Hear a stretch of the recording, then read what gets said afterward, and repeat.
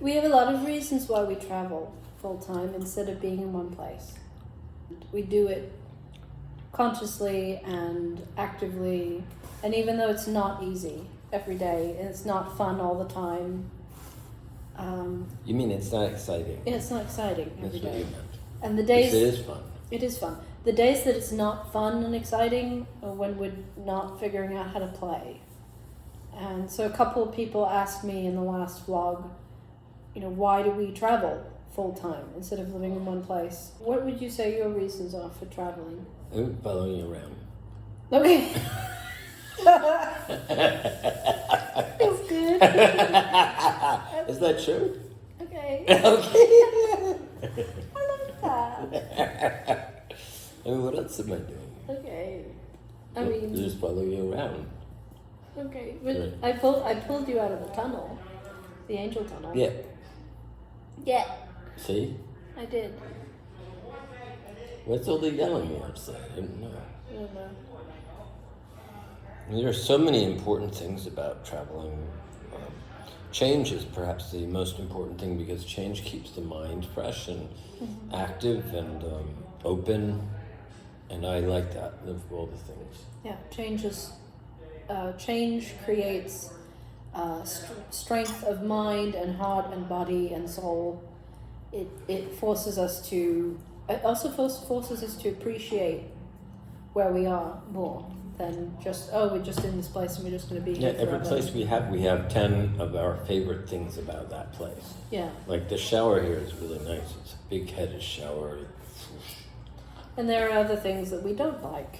And But we don't talk about what we don't like. We always talk about what we do like.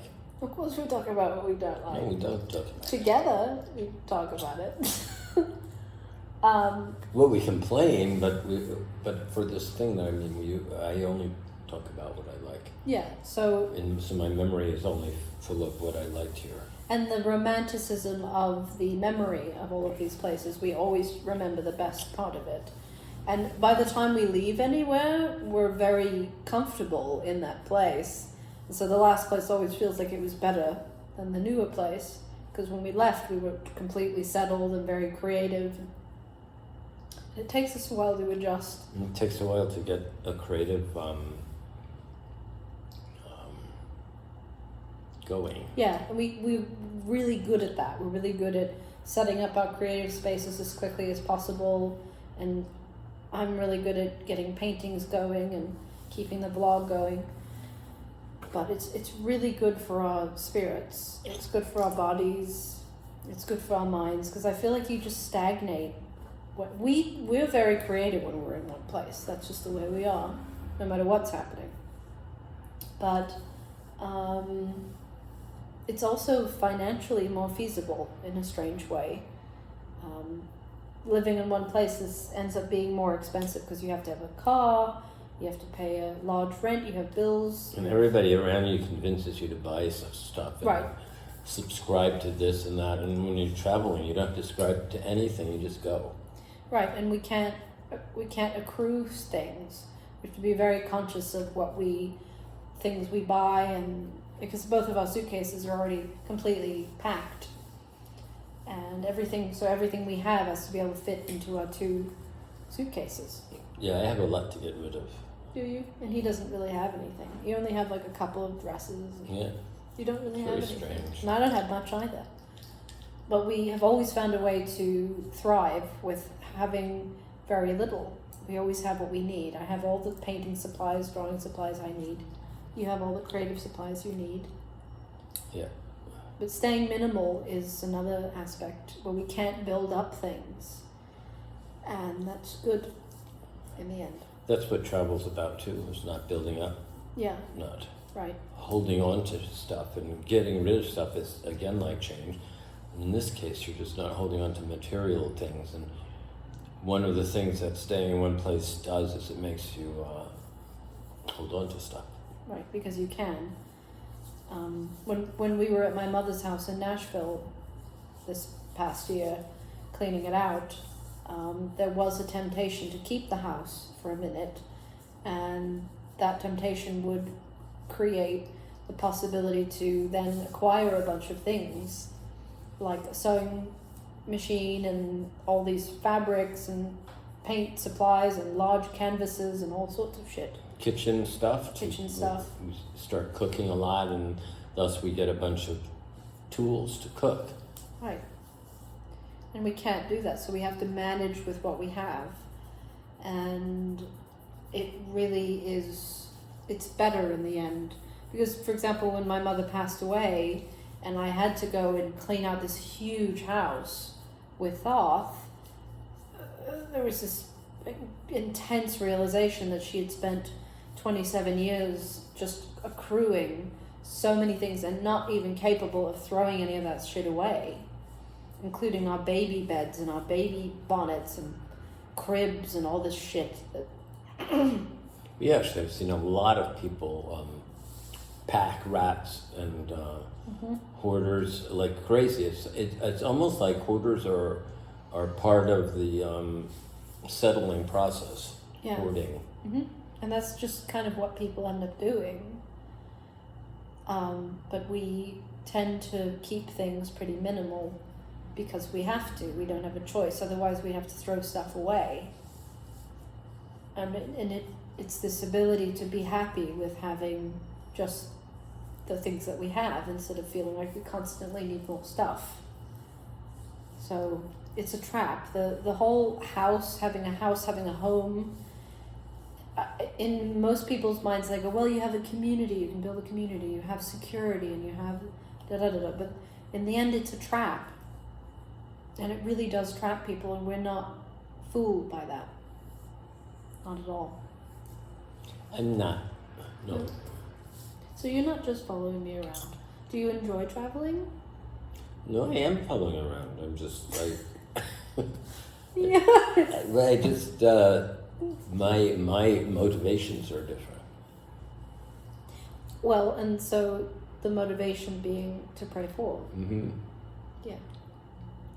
Because we're not just traveling just to go like, ooh, yeah, look at all this. Ooh, that's a nice It's a waterfall. pretty Whoops. waterfall. Oh, look at that Is that tower. Jane down the river? Oh, wow, it's Jesus. so cool. Yeah, no, we're not doing it that way. We're not tourists.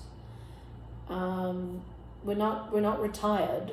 We're not like any other traveling people that exist.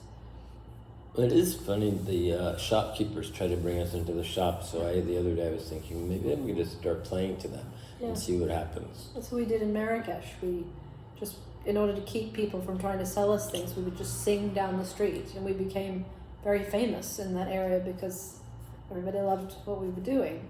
We wrote Gypsy Dance there. That's pretty funny. That is pretty funny. Did we do it there, or did we do it in Barcelona? We wrote it there. We were playing, and people were jumping up and down in the streets.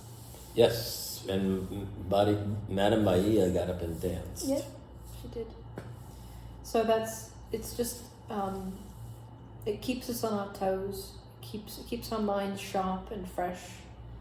And because I am financially responsible for both of us, now I'm the one who manages the money that we have, and I keep a budget, and I make all the choices of where we're going to fly to next, where we're going to go, where we're going to stay, where we're going to go to eat. You know, I make all of those major decisions.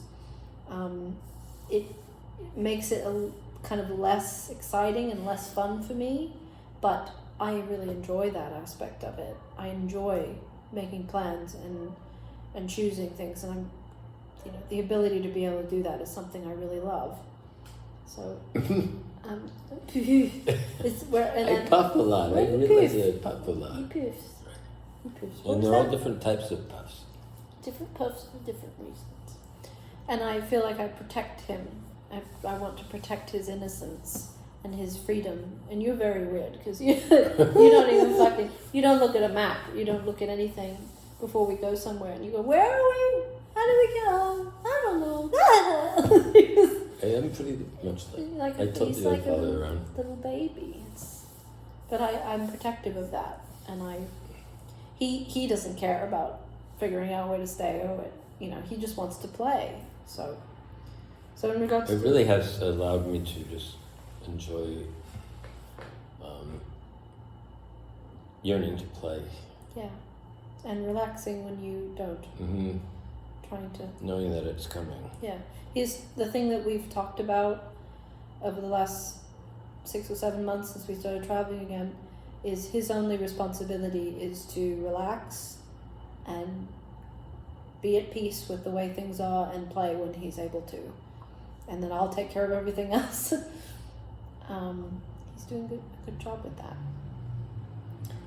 Really do. What? Really. Yeah. Yeah. So do you enjoy, are you traveling with me in desiring of finding a place to play?